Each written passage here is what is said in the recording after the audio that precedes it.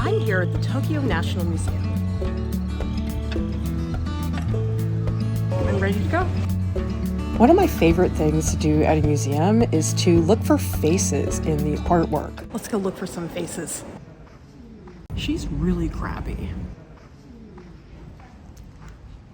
A lot of people tell me that they don't really know how to relate to or understand a lot of art in museums. So faces are a really great place to start.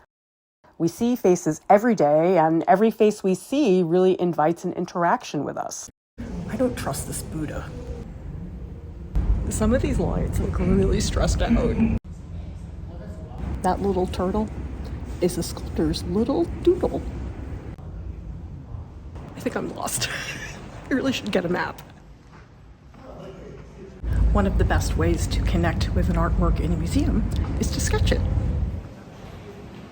I forgot all my art supplies and sketchbook, so looks like I'm gonna have to buy one at the museum shop. Look, I can get a terracotta plush. One of the reasons I like to sketch at museums is that when I draw something, I have to slow down and I look very carefully at the artwork. I really remember things that I draw in a way that I don't when I take a quick photo of something.